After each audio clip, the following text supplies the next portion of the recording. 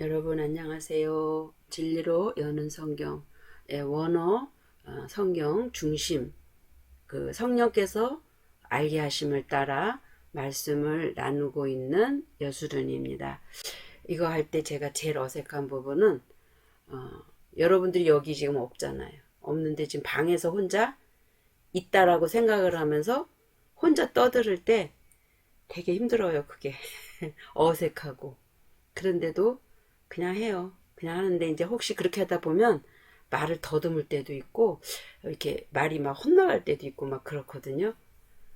그냥 이렇게 사람이 있는 데서 이렇게 하는 거와 없이 혼자 있는 것 같이 생각하면서 하는 거가 좀 차이가 있더라고요. 아무리 이렇게 오랫동안 또 해도 얼른 그게 숙달이 안 되는 것 같아요. 예, 오늘은 요한복음 이제 19강에 들어왔어요. 벌써 19강에 들어왔는데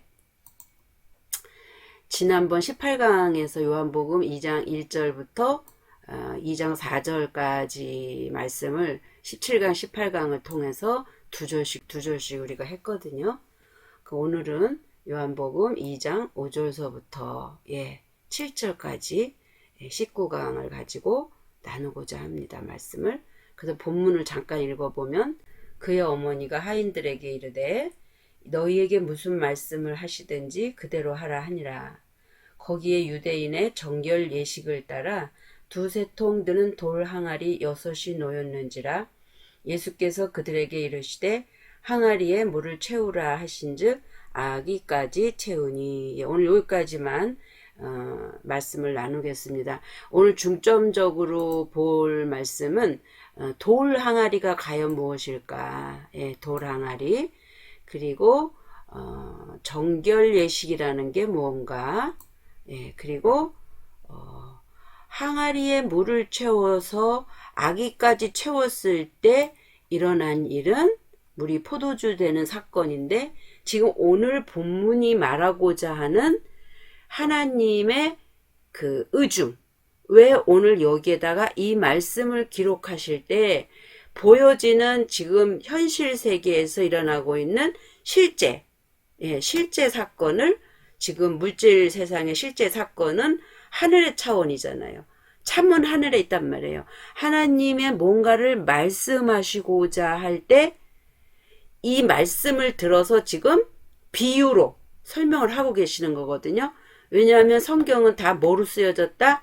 비유로 쓰여져 있기 때문에. 그 말의 의미는 모든 것을 다 이것저것 빗대서 얘기했다라는 게 아니라, 왜 성경을 다 비유로 써 놓았느냐 하는 그 말의 의미는 보이지 않는 그 하나님의 나라, 즉 영의 세계의 일을 인간에게 주실 때는 그걸 설명할 수 있는 길이 없잖아요. 그러니까 이 보여지는 우주 만물이 어떻게 움직이고 돌아가는가, 그것을 이렇게 중점적으로 초점을 맞추면서 거기에 하나님의 마음이 들어있고 하나님의 뜻이 들어있단 말이죠. 그래서 그거를 알으라고. 그게 바로 진리예요. 진리에는 두 가지가 있어요. 무슨 소리냐, 무슨 진리가 하나지 둘이냐, 여러분 그럴 수 있잖아요. 근데 진리는 두 가지가 있습니다. 세상에도 보면 이치라는 게 있어요. 세상이 낮이 되면 밤이 되고 밤이 되면 낮이 되고 해는 떴다가지고 떴던 곳으로 도로 돌아가고 하는 이거 사실이, 이거 뭐 사실이잖아요. 진리잖아 이것도. 근데 성경이 말하고자 하는 진리는 어떤 진리냐면 하나님 자신이 진리예요. 하나님 자신이 진리신데, 하나님은 이 진리를 보여지는 성경에다가 말씀으로 우리에게 기록해서 주시고, 이 말씀, 보여지는 이 말씀 안에, 속 안에 하나님의 마음, 그 다음에 하나님의 그 의도, 이것이 곧 뭐예요? 하나님의 생명이 되겠죠? 이게 진리란 말이에요. 그 생명이라고도 얘기하고 진리라고도 얘기하고 마음, 의도, 이런 여러 가지, 또 뭐 빛, 빛도 겉을 비추는 빛이 있고 내면의 빛이 있어요.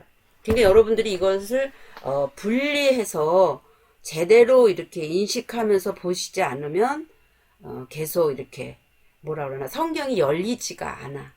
예. 그리고 이 말은 뭐지? 그러다 보면은 뭐를 못 깨달으니까 어떻게 우리 그냥 통과시켜 버리잖아요. 그렇게 될 때 하나님께서 정말 계시하시고자 하시는 그 의중과 의도는 멀리 멀리 달아날 수밖에 없겠죠. 자, 오늘 요 말씀 가지고 우리가 한번 은혜를 나눠 볼게요.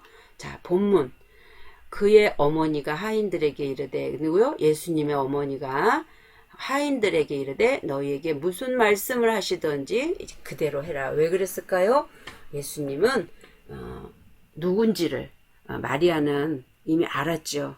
자기가 성령으로 잉태해서 예수님을 낳았지만 그 예수님이 누군지, 그리고 자기가 인간적인 방법으로 낳지 않았다는 걸 누구보다 잘 알고 있었기 때문에, 그리고 예수님이 12살 되셨을 때 성전에 올라가서 말씀을 전하는 모습이며 이런 것을 봤을 때 그가 충분히 하나님의 아들이고 하나님의 어떠함이라는 것을 마리아는 알고 있었단 말이에요. 그러니까 하인들에게 너희에게 무슨 말씀을 하시든지 그대로 하라고 이제 주문을 하고 있는 모습이죠.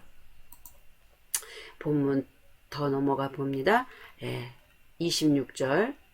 거기에 유대인의 결례에 따라 두세 통 드는 돌 항아리 6이 놓였는지라 이렇게 돼 있거든요. 그럼 거기는 지금 어디예요? 혼인잔치하고 있는 장소죠.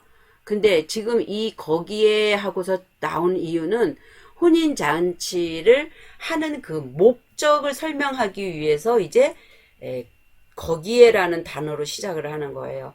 근데 거기에 보니까 뭐가 있대요? 유대인의 결례. 유대인의 결례가 뭐라고 읽을 수 있어요? 정결례식. 그러니까 정결례식이라는 것은 씻는다, 깨끗이 한다, 뭐 이런 의미를 갖고 있단 말이죠. 그래서 이 결례라는 것을 제가 이제 찾아보니까 여기 있죠. 결례. 카다리스모스, 세척하다, 목욕하다, 뭐 깨끗이 세탁, 정화하다. 그래서 어디서 왔냐면 카다리조라는 어근에서 왔기 때문에 다시 보니까 깨끗하게 하다, 정결하게 하다. 그러면 자, 유대인의 결례 중에 이렇게 깨끗이 세척을 해야 하는 결례가 있단 말이에요. 그럼 우리가 이렇게 볼 때 통이 하나 이렇게 있으면 이게 물통이에요. 물 담는 통. 항아리가 이렇게 2개가 있다는 얘기죠. 근데 이 항아리가 몇 개가 들어간다는 거예요. 이렇게 2개 내지 3개가 들어가는. 그러니까 이 항아리에다 물을 받아서 붓는 그 항아리가 지금 몇 개 있어요? 3개, 4개, 5개, 6개가 놓여 있대요.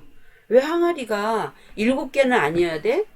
8개는 아니어야 돼? 저는 이제 이런 숫자가 볼 때는 그냥 그러면 이거는 뭐지? 라는 이제 생각을, 왜 하필 여기다 6을 써놨지? 라는 생각을 저는 참 많이 해요. 근데 이제 이게 6이라는 것은 뭐 여러 가지로 말을 할 수 있겠지만 이제 여섯째 날에 하나님께서 창조 사역을 뭘 하시죠? 아담을 창조하잖아요. 하아담.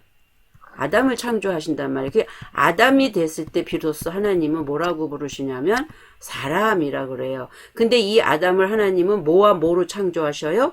남자, 짝칼과 여자, 네케바로 창조하신단 말이에요. 그래서 이 남자와 여자가 하나 되었을 때를 하아담 이렇게 말씀하세요. 그를 사람이라고 그런단 말이에요. 성경에 보면 셋째 날에는 물에서 뭐가 올라와요? 얍바사가 올라온다 그랬죠? 얍바사가 올라오는데 이 얍바사는 마른 땅이라고 그랬잖아요. 마른 땅, 다른 말로 뭐요? 광야.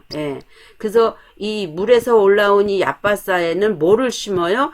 풀, 씨 가진 채소, 열매를 낼 수 있는 과목을 내라 이렇게 순서대로 한단 말이에요. 그리고 이제 뭐 짐승을 만들고 이렇게 여러 가지를 하는데 여기에서는 지금 아직까지는 짐승의 속성이지 사람이 된 게 아니에요. 그래서 근데 셋째 날을 지나서 6째 날 되니까 여기 돌항아리 6이 놓였다 그러잖아요. 그러면 이 돌항아리가 진짜 이 물을 받는 돌항아리겠냐는 거죠. 지금 제가 아까 조금 전에 얘기했잖아요. 성경은 다 뭐로 쓰여져 있다?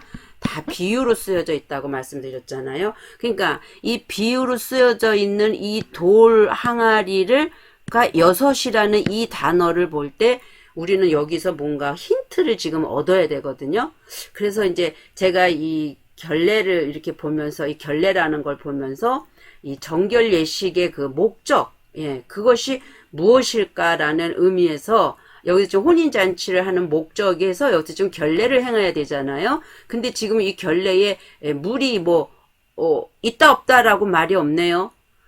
근데 이제 없으니까 물을 갖다 부으라고 그러죠. 가득 채우라고. 근데 물이 요만큼이 있었는지 이만큼이 있었는지 아고까지는 안 찾겠죠. 얼마큼 있는지 몰라요. 아니면 텅 비어 있었는지, 예, 텅 비어 있었는지. 그런데 이 항아리가 2 내지 3통 드는 항아리라고 그러니까 일단 없는 상태라고 볼 수 있겠죠. 예. 지금 뭐 쓸데없는 소리 얘기하고 있느냐. 근데 그게 아니에요. 지금 제가 영적인 것으로 비유를 해가기 때문에 이 말씀이 이렇게 깨달아지지 않으면은요, 여러분 그 은혜 자리의 말씀으로 나아갈 수가 없어요. 저도 막 그냥 이걸 다 이렇게 소화된 상태에서 얼마든지 막 은혜롭게 하나님을 막 그냥 강하게 드러내면서 그 은혜 중심으로 여러분들의 가슴을 뭉클뭉클하게 하는 그런 설교를 저도 하고 싶어요. 근데 저에게 주시는 은사는 이렇게 전하는 은사예요. 하나님께서. 그래서 이 과정이 없이는 거기까지 갈 수 없기 때문에 또 이 과정을 거치지 않고 여기로 갔다가 보면 잘못 깨달아서 잘못 전했을 때 어떻게 해요? 모든 사람을 바다 깊은 곳에 빠치우는 일을 할 수도 있잖아요. 이런 것이 저는 두렵고 떨리기 때문에 제가 하고 있는 말씀이 과연 맞는가 하고 성경하고 반드시 맞춰보거든요. 그래서 그것이 틀림이 없구나라고 했을 때 저만 알고 설명을 하면 여러분 또 헷갈리잖아요. 그러니까 눈으로 본 바요, 귀로 들은 바요, 마음으로 깨달은 것을 확실하게 해주기 위해서 지금 이런 식으로 강의식으로 갈 수밖에 없어요. 제 성격상 하나님은 저한테 이렇게 주셨기 때문에. 자, 그래서 오늘 이제 이 정결 예식의 그런 목적은 무엇일까라는 걸 가지고 같이 또 연구를 해보기를 원해요. 자, 정결 예식을 왜 했는가? 마가복음 7장 3절을 보니까 바리새인들과 모든 유대인들이 뭐예요? 장로들의 유전을 지켰대요. 그러니까 이 정결 예식은 곧 뭐라는 거죠? 장로들의 유전이었다. 그러면 이 장로들의 유전과 하나님이 하라 해서 하는 거와의 차이점을 여러분 볼 수 있어야 되겠죠. 그 장로들의 유전을 지켜서 뭐를 부지런히 씻지 않으면, 손을 부지런히 씻지 않으면 먹지 아니하며, 마가복음 7장 4절, 또 시장에서 돌아와서 물을 뿌리지 않으면 먹지 아니하며 그 외에도 여러 가지를 지키어 오는 것이 있으니 장과 주발과 녹그릇을 씻음이라. 근데 이 장로들의 이 유전도 이들이 그냥 한 건 아니겠죠. 왜냐하면 이 율법 학자들이나 장로들이나 바리새인들은 처음에 뭐를요? 하나님의 율법을 어떻게 지킨 자들이에요? 600 몇 가지라고 그러죠? 장로들 율법이 613가지의 율법을 완전히 그들은 지켰단 말이에요. 그러니까 하나님의 말씀 중에 어디에 이렇게 씻어라라는 게 있을 거라는 거죠. 그러면 지금 이것에 대한 그 씻어라는 것의 그 의미를, 그 말의 의미를 알아서 그 영적인 어떤 부분들로 갔어야 되는데 이들은 실제 행동으로 갔단 말이에요. 행동으로 갔기 때문에 행함 없는 믿음은 뭐 죽은 믿음이다. 행함이 먼저냐 믿음이 먼저냐 뭐 이런 성경의 어떤 말씀도 있지만 지금 이 바리새인과 유대인들은 장로들의 그 유전을 지켰단 말이죠. 그러니까 율법을 지켰다라고 볼 수 있는 거죠. 그러면서 그의 제자 중 몇 사람의 부정한 손, 그러니까 이 누구예요? 예수님의 제자겠죠? 제자들은 이 손을 씻지 않고 음식을 먹었어요. 떡을. 그랬더니 이에 바리새인들과 서기관들이 예수께 묻되 어찌하여 당신의 제자들은 장로들의 유전을 준행치 아니하고 부정한 손으로 떡을 먹나이까. 예수님은 이 모든 율법적인 행위를 하는 이자들을 깨트리기를 원하셨단 말이죠. 그러니까 이거에 대해서 그 율법을 지키려고 했으면 제자들에게 아니 된다, 손을 씻어라라고 했겠죠. 그러면 여기서 지금 손을 씻는다라는 거, 또 발을 씻는다라는 거, 뭐 이러는 거에 다 의미가 있단 말이에요. 그냥 볼 때는 떡을 손으로 먹어야 되니까 이 손을 씻는 거라고 얘기가 되어 있지만, 이 손을 씻는다라는 것의 그 의미, 그 의미를 여러분들이 또 깨닫고 알면은 이 말씀이 그냥 이렇게 우리가 아는 지금 인식하고 있는 겉의 말씀으로 보여지지가 않아요. 이 말의 의미는 뭘까 하고 다시 이렇게 보게 되는 눈이 열린단 말이죠. 그러면 그 다시 보고자 함을 가질 때 누가 역사를 하시냐면 성령이 역사를 하셔서 이 말씀의 다른 쪽으로 깨닫는 방향을 이끌어 간다라는 거죠. 그래서 우리가 말씀을 볼 때는 항상 어떻게 봐야 되냐? 이 말씀이 무슨 의미일꼬 하고 찾는 그런 습관을 여러분들이 가져야 된다는 거예요. 손은 또 나중에 요드라는 단어를 쓰는데 그거는 우리가 다시 다음 기회에 찾아보고요. 또 에베소서에도 보면 곧 물은 뭐예요? 씻어요. 물은 씻는 거고, 그러니까 물 항아리, 돌 항아리에 물로 채워라는 것은 뭐 하기 위함이에요? 씻기 위함이란 말이죠. 그러고 나서 그 다음에 되어지는 게 뭐예요? 말씀으로 깨끗게 한대요.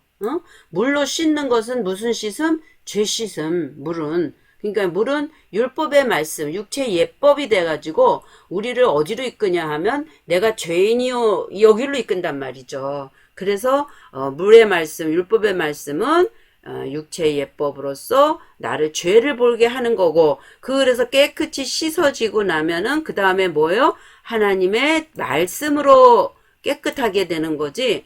우리가 무슨 다른 걸로 우리를 깨끗하게 될 수 있는 거는 아무것도 없단 말이에요. 그래서 말씀으로 깨끗하게 하셔서 어떻게 하는 거예요? 우리를 거룩하게 하신대요. 하나님 그러시죠? 내가 거룩하니 너희도 거룩하라. 예. 그래서 우리를 거룩하게 하시겠다라고 지금 말씀하시는 거거든요.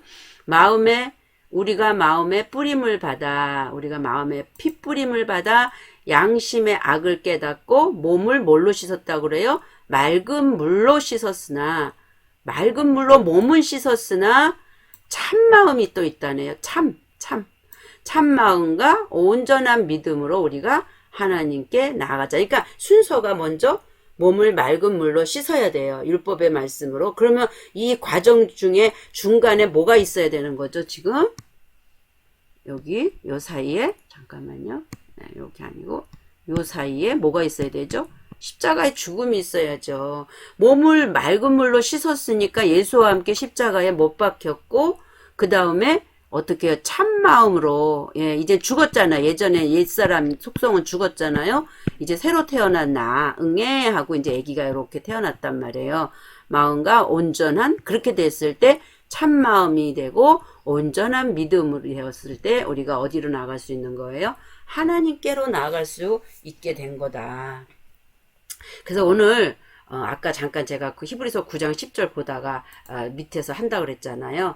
9장 1절부터 이 말씀이 굉장히 깊이가 있는 거예요. 여러분 이제 다시 지금까지 알고 있었던 건 관점에서 요한복음 강해를 쭉 들어오신 분이라면 어느 정도 이렇게 밭이 조금은 이제 기경이 되어져 있을 거예요. 그 상태에서 지금 이 말씀을 다시 보게 되면 그 말씀이 내 안에 씨앗으로 진리가 들어와 있기 때문에 보는 눈이 각도가 달라질 수 있단 말이죠. 히브리서 9장 1절 보니까 어때요? 첫 언약에도 섬기는 예법과 세상에 속한 뭐가 있대요? 성소가 있대요. 그러면 처음 언약이 있단 말이에요. 첫 언약. 언약에도 예법과 세상에 속한 성소가 있더라. 근데 이 성소는 어디에 지금 속한 거예요? 세상에 속했어요. 세상에. 그리고 예비한 첫 장막이 있고 그 안에 등잔대와 상과 진설병이 있으는 이는 뭐라고 일컬어요? 성소라고 일컫고. 그러니까 지금 여기서 이제 말씀을 보세요. 예비한 첫 장막이 있대요. 근데 그 안에 등잔대, 상과 진설병, 성소. 그러면 우리 이렇게 배웠죠. 우리 항상 많이 배우잖아요. 성막이 있고 성전이 있고 여기가 커튼으로 쳐져 있고 여기는 성소라 하고 여기가 지성소라 그럴 때 지금 이쪽에 떡상 그리고 여기에 진설병이 쌓이고 여기 등대 여기 항단 이렇게 있거든요. 그러니까 여기가 성소라는 거예요. 근데 이 첫 언약에는 성소가 있는데 세상에 속했대 아직까지는. 이 말은 뭐냐면 여기가 좁은 문을 통과해서 들어갈 수는 있지만 이 휘장이 지금 가려져 있어서 우리가 가야 할 곳은 여기 지성소거든요. 여기에 뭐가 있어요? 하나님의 법궤가 있잖아요. 지금 이거를 다 설명해 주고 있는 거예요. 그러면 지금 여기는 어떤 곳? 성소. 그 여기는 어떤 곳? 지성소. 예, 이렇게 지금 설명을 해주고 있는데 둘째 휘장 뒤에 여기 둘째 휘장 나오죠. 휘장 뒤에 있는 장막을 우리가 뭐라고 불러요? 지성소라 일컫나니 거기에는 뭐가 있어요? 금향로와 사면을 금으로 싼 언약궤가 있고 그 안에 만나를 담은 금 항아리와 아론의 쌍난 지팡이 언약의 두 돌판. 예, 하나님의 법궤 안에 있는 거 만나 항아리 그 다음에 언약의 돌판 그 다음에 십계명이요. 그 다음에 아론의 쌍난 지팡이가 이 법궤 안에 이렇게 있단 말이에요. 금으로 쌓여진 법궤 안에. 예. 그 여기가 속죄소가 있고 여기에 거룩하다 거룩하다 하면서 하나님의 천사들이 거기에 있고요.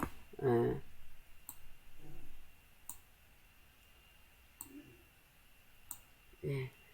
그래서 지금 그 부분을 지금 설명하고 있고요. 그 다음에 그 위에 속죄소를 덮는 영광의 그룹. 예, 영광의 그룹이 뭘까요? 그룹들이 있으니 이것들에 관하여는 이제 낱낱이 말할 수 없노라.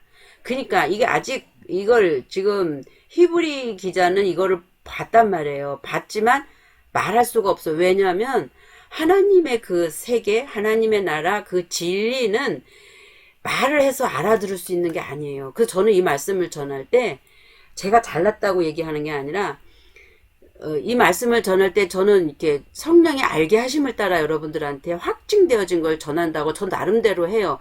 근데 아무리 제가 이렇게 해도 여러분들이 들을 수 있는 귀가 되어져 있지 않으면 못 들어요. 그런 것처럼 지금 이 영광의 그룹에 대해서 히브리 기자는 분명히 알고 있지만 이것을 말해도 너희가 지금 깨달을 수 없다는 거예요. 예수님이 그잖아요.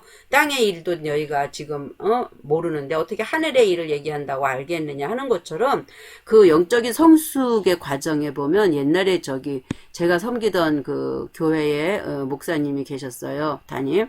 그분이 이런 얘기예요. 이렇게 산봉우리를 항상 3개를 그려줬어요. 그래서 여기는 육의 자리, 여기는 혼의 자리, 여기는 영의 자리. 그분 스타일로 볼 때 그러면 여기서 우리가 올라갈 때는 동네에 이렇게 마시러 올라가는 그냥 동네 뒷동산 같이 그냥 슬리퍼 신고도 슬슬 올라갈 수 있다는 거죠.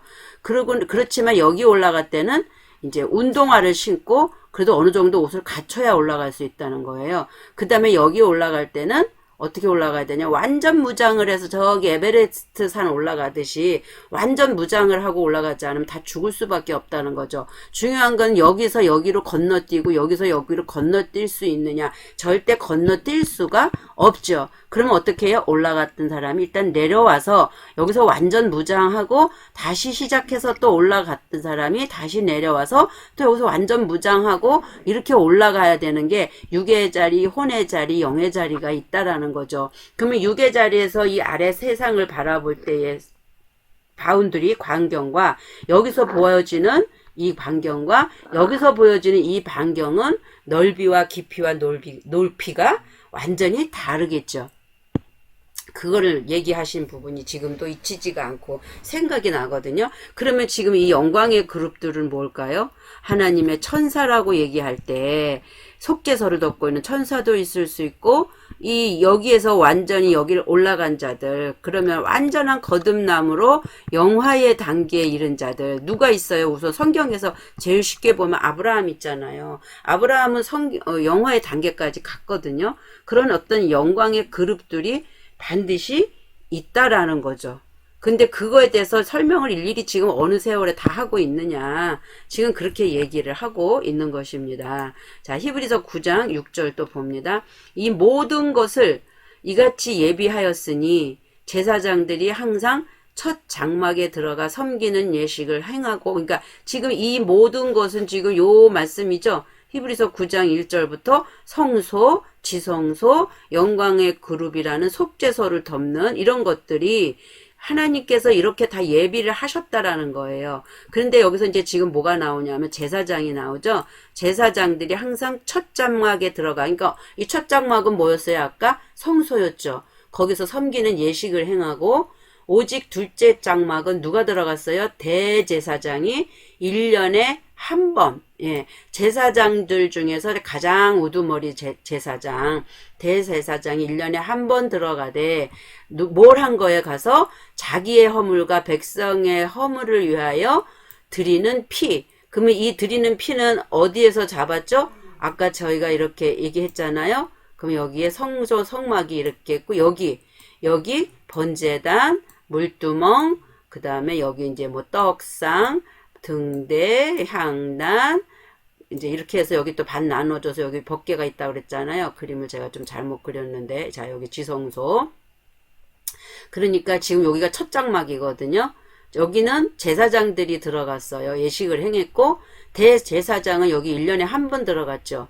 근데 여기 들어갈 때 반드시 여기서 짐승의 피를 잡아가지고, 가지고 여기를 들어갔다는 얘기거든요. 그래서 여기 들어갈 때 이 자기와 백성의 허물을 위하여 드리는 피를 아버지 하나님이 받지 않으시면 이 대제사장은 여기서 죽어요. 그래서 여기 들어갈 때 옷에다가 이렇게 끈을 달아가지고 이렇게 방울을 달아서 제사장이 움직이는 소리를 듣고 살아있나 죽어있나를 알아봤다라고 얘기해요. 그래서 소리가 안 나면 거기를 함부로 들어갈 수가 없기 때문에 그 끈을 잡아 이렇게 다녀서 끌어내리는. 왜냐하면 여기는 이제 휘장으로 되어져 있기 때문에. 이 휘장이 언제 찢어지죠? 예수님이 십자가에서 돌아가실 때 휘장이 위에서부터 아래로 찢어졌다라는 거 우리가 알고 있잖아요. 그래서 대제사장은 홀로 1년에 한 번 들어가는데, 자기와 자기 백성의 허물을 위해서 무슨 피로? 짐승의 피로 잡아갔어요. 히브리서 9장, 그래서 이제 다시 8절에 보니까 성령이 이로써 보이신 것은 첫 장막, 그러면서 이제 그렇게 하면서 첫 장막이 서 있을 동안에는 성소에 들어가는 길이 아직 나타나지 아니한 것이라. 그러면서 여기 보세요. 그러니까 지금 첫 장막이 서 있다고 그래요. 그럼 이 장막이 서 있다라는 것은 아직 넘어지지 않았다는 얘기죠. 쓰러지지 않았다는 거죠. 그러면 죽지 않았다라는 거잖아요. 근데 성경에 보면 이 첫 장막은 바로 이 성소는 첫 장막이다 얘기를 해요. 그래서 이 성소는 예수님을 얘기하는 거예요, 지금. 근데 이게 본문 9장 17절에 가보면 그 내용이 성소가 뭔지를 나오는데, 여기 보니까 유언은 그 사람이 죽은 후에야 유효한 즉 유언한 자가 살아있는 동안에는 효력이 없느니라. 그러니까 유언은 사람이 죽어야 되는데 아직까지 여기서 예수님은 첫 장막에 안 죽고 뭐 있다는 거예요? 서 있었다라는 얘기죠. 안 죽고 살아계시다는 얘기죠. 그래서 아직까지는 그 성소에 들어가는 길이 나타나지 않았대요. 그러니까 지금 이 첫 장막은 성소에 들어가는 길을 여는 거지 지성소에 들어가는 길을 여는 건 아니잖아요. 그렇죠? 예. 다시 한번 제가 이거를 보여드릴게요. 그러면 이렇게 그려서 성막이 있고, 성막은 넓은 문이에요. 아무나 들어갈 수 있어요. 성막 안에 성전이 있고 여기 휘장이 있는데, 이 성소 안에는, 성소는 주인이 누구냐면 예수님이란 말이에요. 그리고 여기에는 그리스도라고 우리가 보면 돼요. 결론부터 내리면. 그러면 지금 여기 좁은 문을 통과하는데 말씀이 떡상이 있고, 여기에 지금 이 성령의 빛을 비춘다는 등대가 있단 말이에요. 근데 이 등대는 이 떡상을 향하게 돼 있어요. 그래서 이 등대가 이 떡상을 향해서 매일매일 가는 12덩어리의 떡이 있죠. 이 떡을, 그러니까 떡은 뭐라 그래요, 우리가? 말씀이죠. 그러면 이 말씀을, 이 떡상의 이 등대가 이 말씀을 빛을 비출 때 우리는 이 말씀의 겉을 보는 게 아니라 뭘 보는 거예요? 내면을 본단 말이죠. 그래서 그 말은 뭐냐면 진리, 다른 말로 하나님의 의도, 예, 하나님의 마음, 예, 왜 하나님은 우리에게 이것을 이렇게 성경에다 기록해서 주셨는지, 하나님은 이 떡을 통해서 우리가 말씀으로 지금 읽고 있지만 이 떡은 하나님이 말씀이라고 비유로 주신 거란 말이에요. 그렇게 우리가 이 성경이 해석이 되어지는 거거든요. 그러니까 이 첫 장막은 지금 여기에 주관자는 누구예요? 예수님이잖아요. 근데 예수님이 아직 십자가에 안 돌아가셨잖아요. 그러니까 여기 아직까지는 예수가 여기 서 있을 동안에는 이 성소에 들어가는 이 길이 아직은 나타나지 아니한 것이라고 지금 설명을 하고 있는 거거든요. 근데 이 장막은 지금 현재까지의 비유래요. 지금 현재까지 그 장막은, 이 성소는 비유로 기록됐대요. 그러니까 이게 누구를 설명하고 있는 거냐면 예수님을 설명하고 있는데, 이 성소를 지금 예수님으로 놓고 비유를 하고 있단 말이죠. 이에 따라 드리는 예물과 제사는 섬기는 자를 그 양심상 온전하게 할 수 없대요. 그러니까 지금까지 비유로 하셨는데, 지금까지 그렇게 짐승의 피를 잡아서 드려지는 그 제사장이나 대제사장이 드려지는 그걸로는, 그렇게 드리는 예물이나 제사는 그 섬기고 있는 자들을 어떻게 해요? 양심상 온전하게 할 수 없대요. 이 양심이 뭐예요? 인간의 양심은 하나님의 비피추심이거든요. 그래서 이 양심상 온전하게 할 수가 없는데, 이런 것들은 먹고 마시는 것과, 오늘 이제 그 항아리에 그 손 씻는 결례, 결례의 내용이죠. 이게 먹고 마시는 것과 씻는 거, 씻는 거, 그리고 그 함께 뭐예요? 다 육체의 예법일 뿐이며, 이것은 단지 어떻게 할 때까지? 개혁할 때까지 맡겨둔 것이다. 그러면 개혁은 누가 하죠? 예수님이 오셔서 뭘로 하는 거예요? 십자가에서 하시는 거죠. 성경은 이렇게 굉장히 깊은 의미를 다 담고 연결이 돼 있단 말이에요. 그래서 비유를 풀어지지 않으면 성경을 제대로 보지 못하고 우리가 성경을 오해하게 되는 거고, 하나님을 잘 알 수가 없게 되는 거죠. 그래서 성령이 오셔야만 진리의 성령이기 때문에 우리를 진리 가운데로 인도하게 되는 것입니다. 자, 9장 11절 그리스도, 여기서 이제 그리스도가 딱 나오잖아요. 근데 여기서 그리스도는 그럼 뭘로 봐야 되죠? 둘째 장막으로 봐야 되겠죠. 첫째 장막은 예수, 둘째 장막은 그리스도께서는 장래 좋은 일에 뭐로 오셨다? 대제사장으로 오사 손으로 짓지 아니한 것, 곧 창조에 속하지 아니한 크고 온전한 장막으로 말미암아. 그러니까 이 지금 둘째 장막 지성소는 인간이 손으로 지을 수 있는 어떠한 게 아니라는 거예요. 이 세상의 피조 세계를 창조하신 그 창조의 그거와는 다른, 여기는 온전한 무슨 영역이냐면 하나님의 영역인 거예요. 그래서 여기는 세상의 빛이 전혀 들어갈 수가 없어요. 이곳에는 이 하나님 자신이 빛이기 때문에, 그런 의미에서 그리스도께서 둘째 장막께서는 장래 좋은 일의 대제사장. 그러면 십자가에서 달리신 분은 누군 거예요? 예수의 육체는 번제단에서 죽으셨고, 그 다음에 여기 와서는 이제는 성소 안에서는 뭐로 사신 거였어요? 그리스도로 사시면서 이거를 그리스도께서 죽음을 통과하는 거겠죠.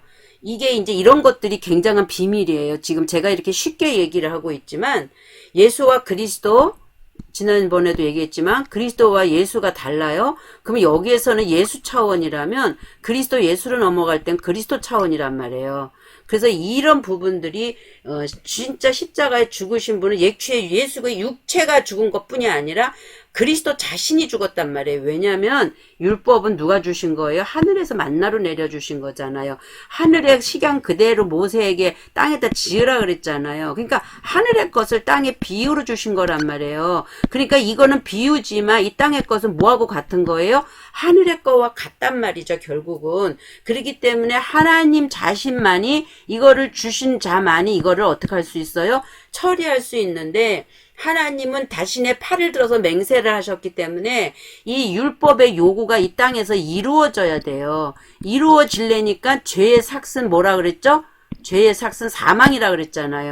그러니까 반드시 사망을 가져와야 되는데 이 사망은 인간들은 모든 죄인이기 때문에 그냥 죽음으로 갈 수밖에 없어요. 그러면 이 율법은 다 우리를 어디로 끌고 가냐면 이 죄로 끌고 간단 말이죠. 그러면 이 율법을 주신 분이 누구예요? 하나님이기 때문에 하나님 당신 자신이 오셔서 이 죄의 삭은 사망이라는 이 결론을 당신 스스로가 어떻게 해야 돼요?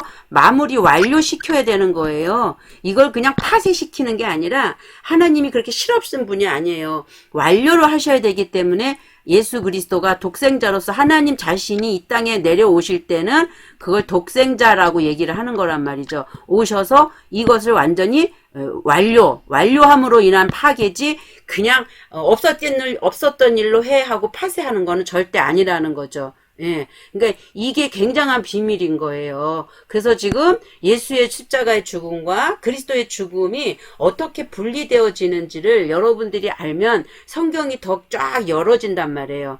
다시 봅니다. 그리스도께서는 장래 좋은 일의 대제사장이에요. 오사 손으로 짓지 아니한 것 곧 창조에 속하지 아니한 크고 온전한 장막으로 말미암아 이게 뭐라 그랬어요? 지성소라 그랬죠.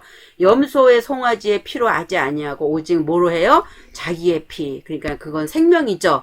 그러면서 영원한 속죄를 이루사 단번에 성소에 들어가셨느니라. 예, 그러니까 지금 지성소의 휘장이 찢어진 것은 예수님이 육체가 십자가에 못은 박혔지만 실제로 죽음을 죽은 것은 이 죄의 삭은 사망이라는 그 값을 지불하기 위해서는 하나님 자신의 죽으심이라는 거예요.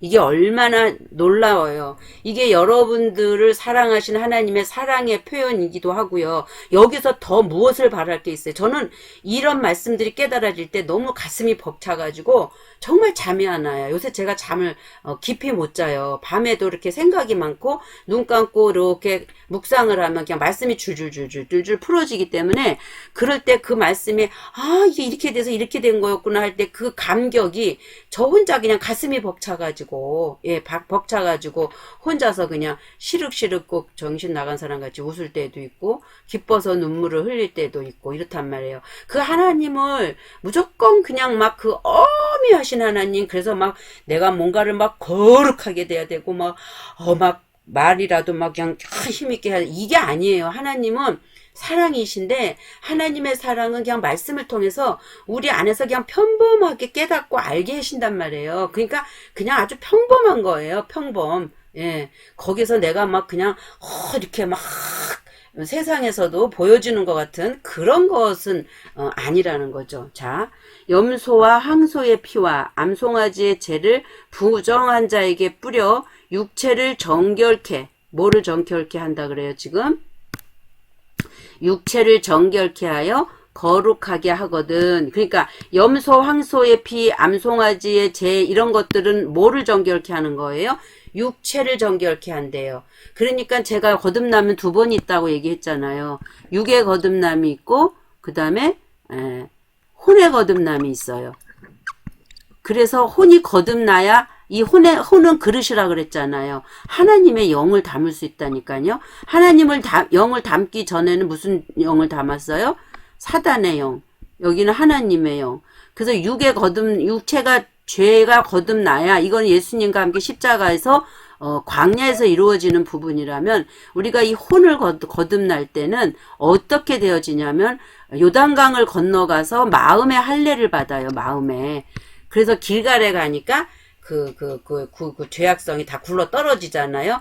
그러면은 처음에 우리의 십자가를 중심으로 볼 때 옛사람은 이 사단적인 혼의 영역에 있단 말이죠. 여기 애굽에서는 육체라면 여기서 죽음을 통과하잖아요. 그 혼의 단계에 와서 여기서는 이제 이 육적인 속성들이 완전히 죽음을 통과하는 거고 그래서 한번 거듭나서 여기서 거듭났을 때 육체를 넘어올 때 여기서 한번 거듭나고 여기서 십자가에서 완전한 죽음을 거뒀을 때 이 혼의 사단의 속성이 싹 빠져나가기 때문에 하나님의 영으로 이제 하나님의 어떤 것으로 여기는 비워지는 단계인 거죠. 예, 비워지고 또 다시 이제 하나님의 말씀이 이제 새롭게 채워지는 거죠. 여기서는 이런 과정들을 우리가 반드시 이렇게 출애굽이나 이런 걸 통해서 이스라엘 백성들을 뭐하러 하나님이 막 40년을 돌리고 애굽에서 홍해를 거쳐서 광야를 가게 하고 거기서 또 요단강이 있어서 또 여기서 400년을 돌다가 여기서 또 뭐 할례를 받고 뭐 여리고성이 있고 뭐 이런 이 과정을 이스라엘 백성들을 왜 거치게 하냐는 말이에요. 그냥 보낼 수도 있잖아. 하나님 능력자신데. 근데 이것은 우리에게 지금 오늘날 뭘 말해주는 거예요? 우리가 이렇게 성숙되어져 가는 과정을 가고 있다라는 것을 설명하기 위해서 비유로 이스라엘 백성을 들어서 이 과정을 가게 했다라는 거죠. 하나님이 그들을 택해서. 그러니까 이거를 그냥 이스라엘 백성이 이렇게 갔어 라고 보면 끝이에요. 그냥 이걸 통해서 나도 너도 우리도 이 과정을 영적인 성숙을 위해서 갈 수밖에 없구나라는 것을 이렇게 인식하라고 준 건데 그 하나님의 마음과 의중을 잊지 못하니까 겉에 이스라엘 백성들은 그 역사로만 본다는 얘기죠. 그러면서 우리가 뭐 구속사 하는데 구속사는 예수님이 유대 땅에 나셔서 30세의 공생의 기간을 3년 반 동안 하시다가 십자가에 죽으시고 부활하시고 승천하시고 다시 오시고 이게 구속사잖아요. 근데 성경은 지금 이 구속사를 다르게 얘기한다니까요. 이로 말미암아 그는 누구예요? 그리스도죠. 그리스도는 무슨 언약? 이제 새 언약의 중보자시는 거예요. 그리스도는 중보자라는 거예요. 예수도 옛 언약의 중보자시죠. 그러면 새 언약의 중보자는 그리스도죠. 그러면 처음에 시작은 옛 언약의 중보자는 예수 그리스도로 시작하셨다면 이제 새 언약에서는 그리스도 예수로 중보자시니 이는 첫 언약 때에 범한 죄에서 속량하려고 주구사 부르심을 입은 자로 하여금 영원한 기업의 약속을 얻게 하려 하심이라. 하나님을 섬기는 목적, 하나님을 믿는 믿죠. 하나님이 우리를 위해서 일하시는 목적은 우리에게 뭘 주기 위함이에요? 영원한 기업을 약속으로 얻게 하려고. 영원한 기업은 뭐예요? 하나님 나라. 빠실레야. 하나님의 나라가 어디에 이루어지는 거냐면 죽어서 가는 저 천국에 있는 게 아니라 내 안에 여러분 안에 하나님은 우리를 뭘 삼는다 그러셔요? 우리를 성전 삼으신다 그러죠? 하나님은 성전에 들어오시잖아요. 여기서 성은 무슨 성이에요? 거룩할 성이란 말이에요. 거룩하는 전에 오신단 말이에요. 그러니까 사탄 마귀에 있어서 여기에 이렇게 사단이 속성이 있는 정욕의 속성이 있는 여기는 더러운 곳이잖아요. 그러니까 이게 싹 비워져서 깨끗하게 되어진 이곳으로 거룩한 성전에 하나님이 오신다라는 거죠. 이게 언약이란 말이에요. 새 언약. 여러분 이해하셨죠? 그리고 16절. 그래서 아까 얘기한 것처럼 유언은 유언한 자가 죽어야 되나니 유언은 그 사람이 죽은 후에야 유효한즉. 그러니까 예수님 죽어야 유효한 거예요. 예수님이 날 위해 돌아가셔서 울 거 없어요. 왜? 물론 그러셨어요. 우리를 사랑하시기 때문에. 그러나 하나님은 당신이 약속하신 걸 당신이 지키셔야 되고 인간들이 죄로 갈 수밖에 없는 그것을 더 이상 두면 하나님의 나라 확장이 안 돼요. 그러니까 하나님께서는 당신이 오셔서 정말 죽어가는 저 영혼들을 건져내기 위해서 십자가에서 그 완성을 이루신 거란 말이죠. 그래서 유효한즉 유언한 자가 살아있는 동안에는 효력이 없느니라. 그래서 예수님은 오셔서 반드시 뭐 하셔야 할 뿐이다? 죽으셔야 할 뿐이다. 예수님은 반드시 오셔서 십자가에 죽어야 하실 분이에요. 이러므로 첫 언약도 피 없이 세운 것이 아니니 뭘로 첫 언약은 세웠어요? 짐승의 피로 세웠죠. 모세가 율법대로 모든 계명을 그래서 처음에 뭐로 예표로 애굽에서는 뭘 잡아요? 양을 잡잖아요. 양을 잡아서 문설주 위에다가 이렇게 바르고 넘어오잖아요. 그러니까 그것도 피로 인해서 하나님이 그 피를 보고 사망을 보고 결국은 하나님은 죄를 미워하신다는 거예요. 죄의 삭은 사망이기 때문에 죽음을 보고만이 가시는 거예요. 그 인간적인 속성, 죄적인 속성과는 내가 너와 하나 될 수 없고 연합을 할 수가 없으니까 죽음이 있느냐, 어디에 죽음이 있느냐. 그래서 짐승의 피라도 잡아서 매번 거기다가 안수를 해서 내 죄를 전가시키고 다음에 또 잡아서 또 전가시키고 이런 걸 계속 한 거죠. 그런데 이제는 율법의 주인이신 하나님이 요구하시는 것은 너의 죽음이다라는 그 피의 값을 하나님께서는 이제 삭제하시기 위해서 당신이 오셨다라는 거. 이게 얼마나 은혜예요? 얼마나 감사해요? 내가 어떤 은사를 받지 않아도 은사는 바로 선물로 주신 게 예수 그리스도란 말이에요. 독생자란 말이죠. 모세가 율법대로 모든 계명을 온 백성에게 말한 후에 송아지와 염소의 피 및 물과 붉은 양털과 우슬초를 취하여 두루마리와 온 백성에게 뿌리며 이르되 이는 하나님이 너희에게 명하신 무슨 피다? 언약의 피다. 이 피를 보면 내가 어떻게 한다? 넘어가리라. 예. 또한 이와 같이 피를 장막과 섬기는 일에 쓰는 모든 그릇에 뿌려느리다. 아까 장로의 유전 배웠죠. 그랬더니 장로들은 항상 나갔다 오면 손을 씻었고 그리고 그 물로 모든 그릇들 기명을 다 씻었단 말이에요. 그 지금 이 말씀에 지금 적용이 되는 거예요. 그러니까 장로의 유전도 율법의 말씀에 국한된 거다. 근데 그들은 그 율법을 행함으로 지켰지 실제로 그 율법을 주신 하나님의 의중과 의도를 아는 것에서는 멀어져 있었다. 그 이사야서에 보면 그랬잖아요. 너희의 예물이 내게 이제 진절머리나 너희의 그런 것들이 나는 그런 거 싫어. 네 손에 피가 가득해. 막 이런 말씀 하시잖아요.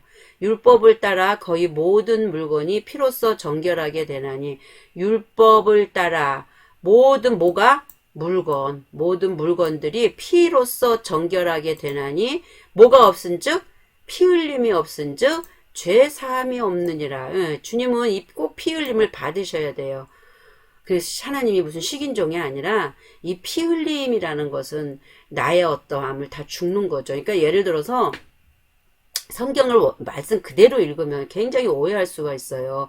본토 친척 아비집을 떠나라 그러니까 본토 내가 사는 지금 이 땅 그리고 친척 내 주변의 가족들 친구들 이 형제 자매들 그리고 아버지가 지금 같이 살고 있는 이 아버지 집 이거를 떠나라 한다고 지금 세상에 뭐를 끊어버리지 않으면은 아버지께 갈 데가 없다니까 그냥 남편하고도 이혼하고 아이들도 버리고 이건 그걸 우리가 어렸을 때 문자 그대로만 보니까 우리의 인식 세계로 하나님을 알려고 하니까 그렇게 행함으로 갔던 거예요. 근데 지금에 와서 그걸 돌이켜보면 그게 얼마나 어리석은 일이었냐는 거죠.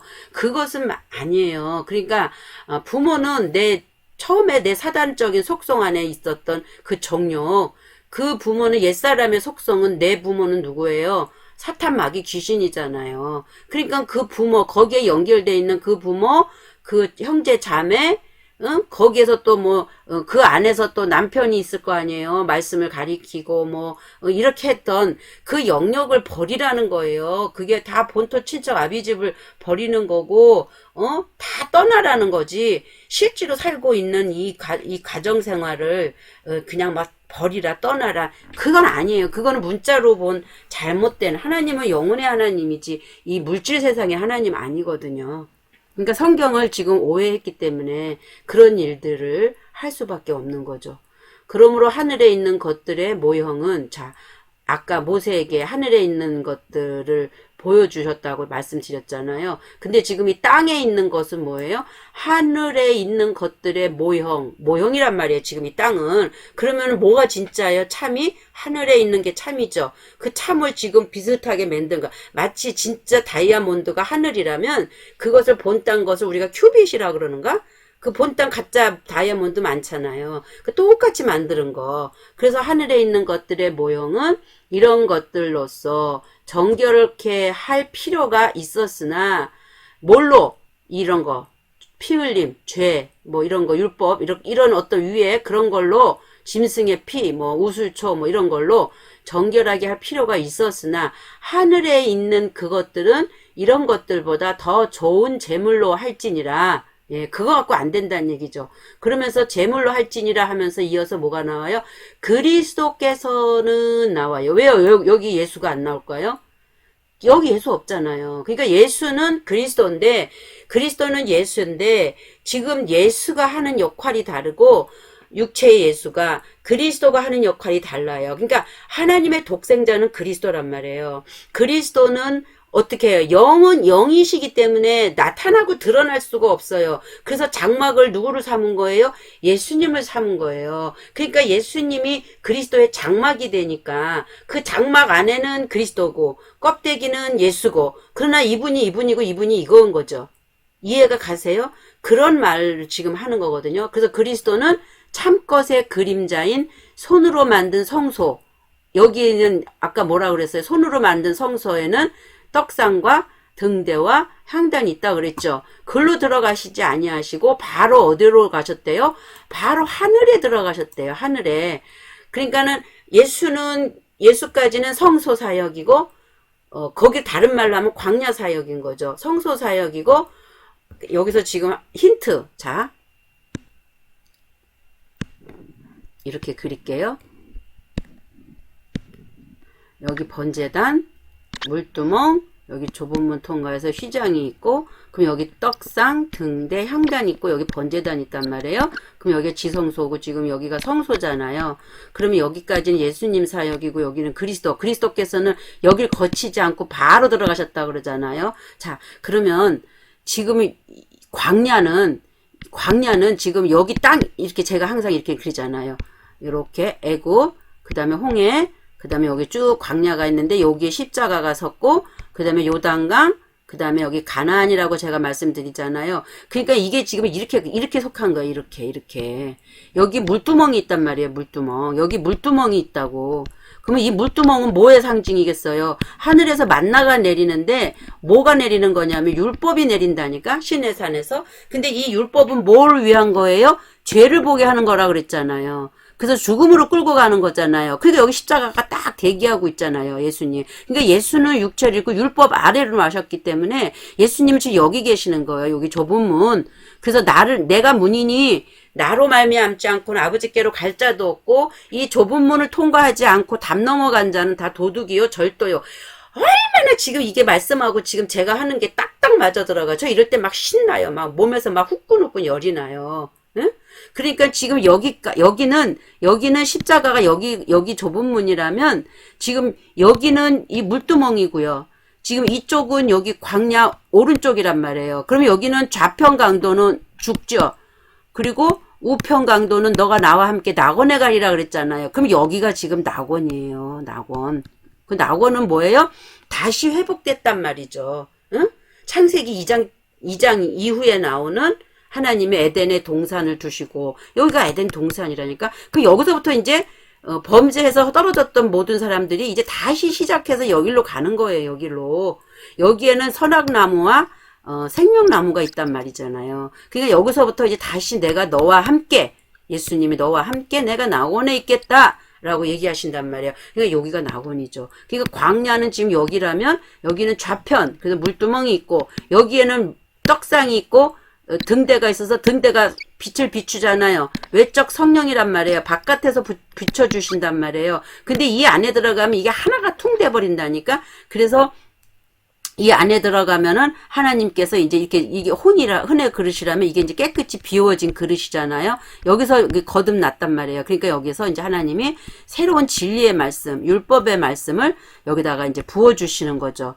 그래서 이 그릇 안에 하나님의 이 빛비춤 안에서 성령의 빛비춤 안에서 이 말씀이 이제 깨달아지고 알아지고 그러면 이제 누군가에 의해서 여기서 누가 전해줘요? 예수님이. 그러면 예수님의 제자들은 예수님과 함께 십자가에 못 박히고 여기에 오셔서 예수님의 말씀을 훈련을 받은 거죠. 그리고 이제 가나안 땅에 들어갈 때 요단강을 건너갈 때 지금 또 어떤 영역에서 또 이 과정을 또 여기 있단 말이에요. 그건 나중에 하는 거고 오늘 요 말씀만 가지고 보면 지금 이 광야에서 성소의 부분들을 지금 예수님의 그 핏부림의 부분을 지금 계속 설명을 하고 있는 거죠. 자, 그래서 그리스도께서는 손으로 만든 성소에 가지 아니하시고 하늘에 들어가셨다 그러시죠. 그러면서 대제사장이 해마다 다른 것의 피로써 성소에 들어가는 것 같이 이거는 이제 짐승의 피를 받은 이제 짐승의 피의 성소죠. 자주 자기를 드리려고 아니하실지니 그리하면 그가 세상을 창조한 때부터 누가 세상을 창조한 거예요? 그러면 그리스도께서 창조한 거네요. 태초에 하나님이 천지를 창조하시니라. 그러면 자, 제가 조금 이 부분 써볼게요. 원어에 보면 베레, 쉬트, 그 다음에 빠라, 엘로힘, 에트, 하, 샤마임, 배, 에트, 하, 아레츠. 예, 딱 끝나요. 성경이에요, 이게. 성경 전체예요. 성경 66권의 요약이에요. 성경 66권의 요약인데 그 요약 중에서 가장 핵심은 히브리어나 헬라어는 가장 중요한 글을 첫 단어로 썼단 말이에요. 이것을 우리 성경은 뭐라고 기록하고 있냐? 태초라고 기록하고 있거든요. 그러면 지금 원어로 볼 때는 레시트라는 거예요. 시작이다, 시초다 이렇게 돼 있거든요. 그러면 요거는 집인데 뭐뭐 안에서라는 의미가 있잖아요. 그러면 시작 안에서 뭔가가 지금 창조가 이루어지고 있는데 이 레시트라는 시작과 시초라는 어근을 찾아가면 요 로시라는 단어를 써요. 그러면 이 로시는 뭐를 의미하냐면은 첫 열매, 첫 열매 머리. 그러면 누가 첫 열매가 되는 거예요? 그리스도께서 첫 열매가 되는 거죠. 그래서 그리스도 안에서 하나님이 성령의 능력으로 뭔가 완료하겠다라는 하나님의 의중과 의도를 베레시트라는 태초라는 단어 안에 함축적으로 담아 놓은 거예요. 그렇게 해 놓으시고 이제 시작을 이제 이거는 이제 별도예요. 그러니까 별도로 창조를 시작하시는데 뭐를 창조하시냐면 엘로힘을 창조해요. 그러니까 하나님이라는 단어를 보면 엘이라는 단어가 있고 엘로와 흐라는 단어가 있고 엘로힘이라는 단어가 있어요. 그러면 지금 이 엘은 다 함께 가네요. 해도 같이 가네요. 그 다음에 요도 맴이 들어가거든요. 그럼 요걸 복수라 그래요. 복수. 엘은 하나님, 전능하신 하나님. 그 다음에 여기는 독생하신 하나님. 그래서 해가 둘이에요. 해가 둘. 이 해가 둘은 뭘 의미하냐면 여호와 할 때 요드해 바브해, 예수아 할 때 예수아 이렇게 쓰거든요. 요것도 요드해 바브해. 하늘의 하나님이 땅에 내려올 때 이거는 히브리어고 이거는 헬라어고 그래서 여호와는 곧 예수아다. 지금 이렇게 얘기하는 거거든요. 왜냐하면 말씀이 육신을 입어야 되니까. 그 성령으로 잉태하신 거잖아요. 육체로 오셨단 말이야. 근데 이 육체로 오실 때는 누구의 몸을 통해 나왔냐면 마리아를 통해서 나왔잖아요. 물론 씨는 하나님의 씨지만 그렇기 때문에 육신의 그 어떤 정욕이나 속성이나 이걸 다 갖고 있단 말이에요. 그래서 예수님도 요단강에서 세례를 받으셔야만 됐던 거죠. 그래서 이 하나님도 지금 이렇게 있는데 지금 우리가 베레시트 빠라 엘로힘 할 때에 그 엘로힘은 지금 복수거든요. 그러면 아까 쓴 것 같이 하나님이 빠라한 엘로힘은 복수 하나님이네. 그러면 하나님 진짜 오리지널 창조주를 삼위일체로 보잖아요. 아버지와 말씀과 성령이 삼위일체로 계시잖아요. 아버지는 근원이란 말이에요. 근원이요 생명이고 그리고 이 말씀 하나님을 우리가 여호와 하나님이라고 그럴 때 이 여호와 하나님을 이 근원 하나님이 내가 아버지라고 그러잖아요. 그러면 여기다가 이 말씀을 놔야 되는 게 아니라 여호와 이렇게 성령의 하나님 그 다음에 바보 연결시키는 중보자 하나님. 아까 그리스도는 중보자라고 그랬잖아요. 그래서 여기 이 하나님의 속성을 지금 두 가지로 설명하는 거를 얘기하는 거예요. 요드해 바브해. 그래서 나의 이름은 여호와야. 나는 야훼야. 그래서 나는 요드해도 되고 바브해도 돼. 이거가 삼위일체인 거죠. 응? 그래서 이 하나님은 자신을 드러낼 수도 표현할 수도 없는 분이에요. 창조주는 무면서 유고 유면서 무고 어디에나 계시고 모든 걸 통과하고 계신 분이잖아요. 그렇기 때문에 이제 하나님은 당신 자신을 계시하는데 인간들에게 뭘로 드러내셨냐면 엘로힘으로 드러냈단 말이에요. 그러니까 여기 해가 붙어 있잖아요. 그 해가 붙어 있으면서 아까 제가 썼죠. 그 다음에 엘로아흐, 예, 그 다음에 엘로힘. 그래서 이 하나님은 당신을 엘로힘이라는 하나님들이라는 복수를 쓰면서 드러냈어요. 여기 뭐 원어 하신다는 분 보통 다 여기다가 다 내가 하나님이야 이렇게 얘기하거든요. 네가 하나님이야. 너는 하나님의 존재야. 그래서 너는 여기서 왔어. 아니요. 여기는 지금 하나님의 속성을 얘기하는 거예요. 그 보이지 않는 하나님이 당신을 여호와로, 예, 여호와로. 여기는 아버지 하나님이 될 거 아니에요. 그러니까 나는 중보자인 하나님, 또 성령의 하나님, 중보자 하나님으로서는 내가 뭘로 중보를 해요? 말씀, 이것도 하나님의 속성이죠. 그리고 여기서 성령의 능력으로, 예, 뭘 하는 능력? 깨닫게 하는 능력, 예, 깨닫게 하는 진리의 성령이니까 그것을 담고 있는 게 삼위일체고, 그래서 이 하나님을 창조했단 말이에요. 무에서 유로, 예, 이 하나님을. 그러니까 가발라 같은 데를 보면은 이렇게 그려요. 근원, 그 다음에 이렇게 그리고 이렇게 그리고 이렇게 그리거든요. 그래서 이렇게 나누거든요. 이렇게 나누면서, 예, 이렇게.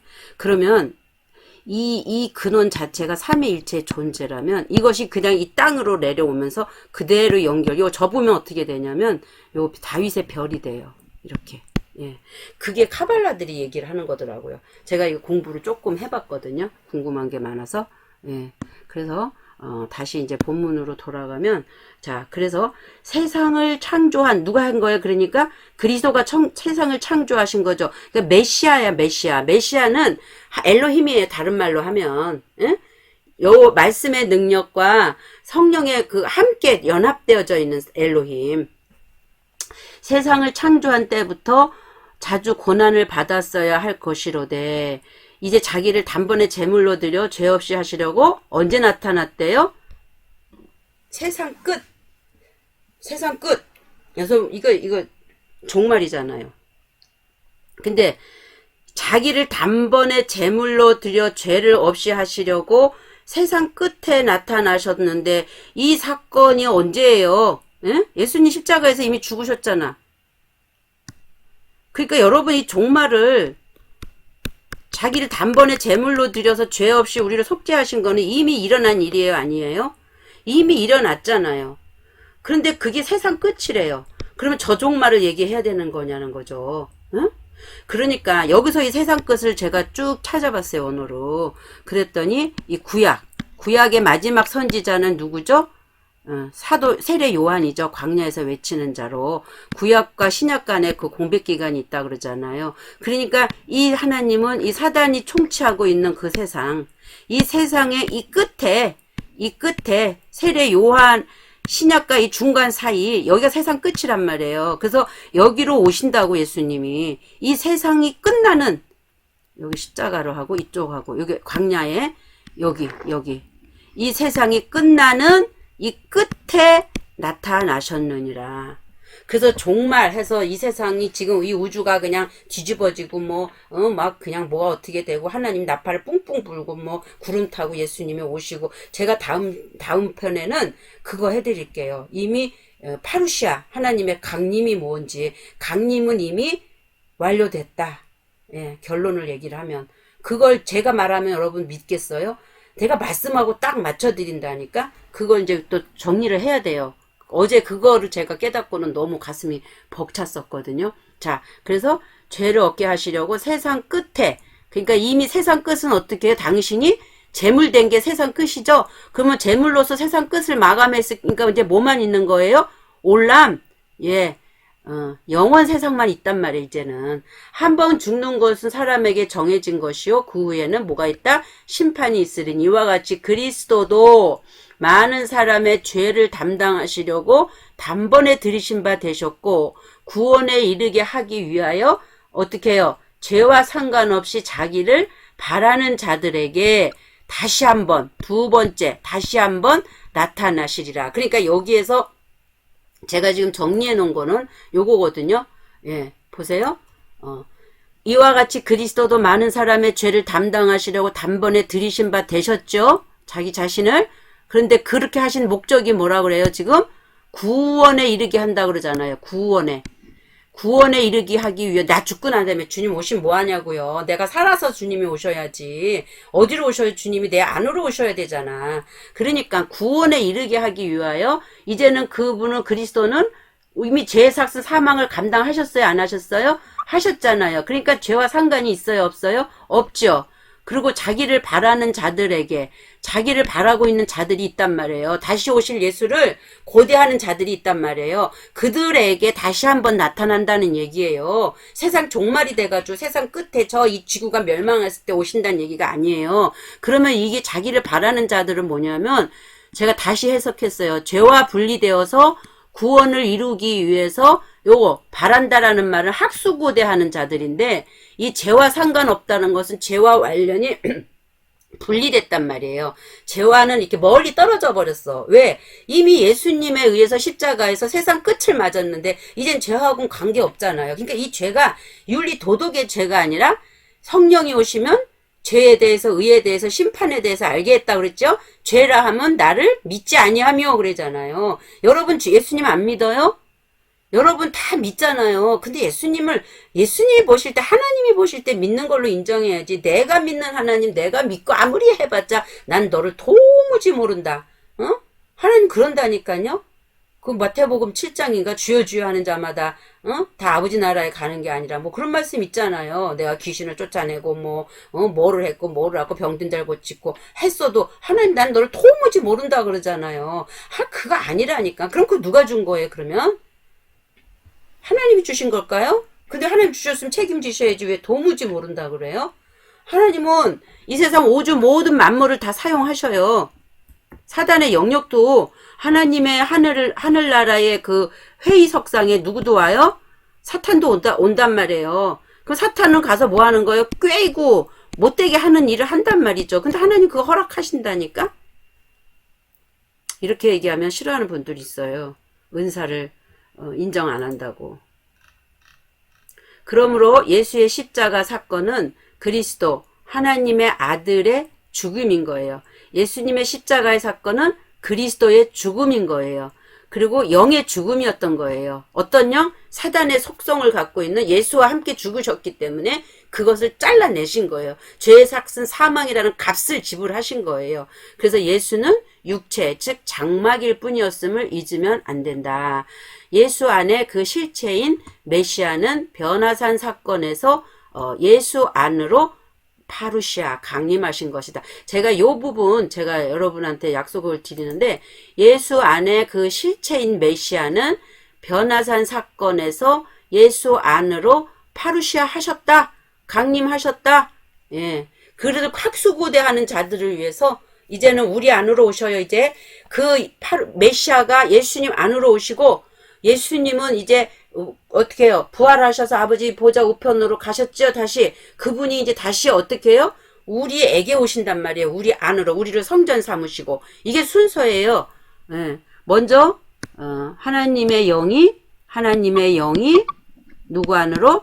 예수 안으로 예수님이 부활 승천하셔서 다시 오실 때는 그리스도 메시아로서 우리 안으로 나 안으로 예. 이게 순서예요. 그래서 우리는 항상 하나님 안에 가기 위해서는 예수님을 통과하지 않으면 안 돼요. 또 예수님이 이 일을 감당해 주시지 않으면 우리는 아버지를 알 수도 없어요. 근데 바로 내가 직바로 하나님이라고 말씀을 받은 자를 하나님이라 하였거늘 내가 너희를 하나님이라고 하지 않느냐? 그 말은 뭐냐면 이 말씀이신 예수가 이미 진리로 우리 안에 있단 말이에요. 그러니까 내 안에 속사람 그러니까 몸도 빠샬이라는 몸이 있고 그 다음에 빠샬하고 또 제가 요거 좀 헷갈리는데 육체라는 고기 덩어리라는 육체가 있고요. 소마 헬라어로는 소마라는 육체가 있어요. 그러면 이렇게 영과 혼이 있단 말이에요. 그 이 혼을 감싸고 있는 몸이 있단 말이에요. 이거를 개라고도 하고 소마라고도 한단 말이죠. 그러면 이 빠샤는 뭐냐면 이걸 싸고 있는 지금 우리 이 껍데기 고깃덩어리 살 이게 빠샤리 육체란 말이에요. 그 예수님은 지금 뭘로 오신 거냐면 이 육체를 입고 오셨다니까요. 자, 이건 이제 다음 시간에. 예, 시간이 참 많이 됐는데 지금 이게 아직 제가 뭐가 더 해야 되냐면 이 돌 항아리를 더 해야 되거든요.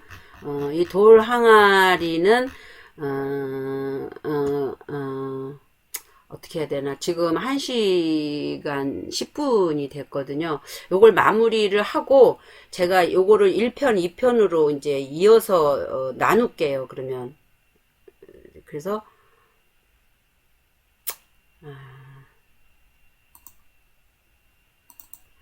그냥 오늘 이제 19강은 그냥 여기까지 하고요. 돌 항아리는 20강에서 이어서 하겠습니다. 여러분 수고하셨고요. 혹시라도 이해가 안 되는 부분이 있으면 계속 그 앞에 것도 좀 들으시면서 반복해서 들으셔요. 들으시다 보면 그래도 이해가 안 되고 궁금한 게 있으면 저한테 전화를 주셔도 되고요. 그 밑에 보면 전화번호 있거든요. 예, 그렇게 해서 이 진리가 정말 이렇게 하나님이 죽임을 받는 거, 이 진리가 땅에 떨어지는 거, 여러분들이 그것을 받아들이지 못하면 씨는 뿌려질 수가 없는 거거든요. 그렇게 해서 여러분도 저와 같이 하나님의 나라를 소망하면서 아버지의 나라에 갈 때까지 하나님의 나라가 확장되는 사역에 저와 여러분이 쓰임받는 자들이 되기를 소망해 보면서 오늘 말씀을 여기까지 마치겠습니다. 여러분 감사합니다. 샬롬.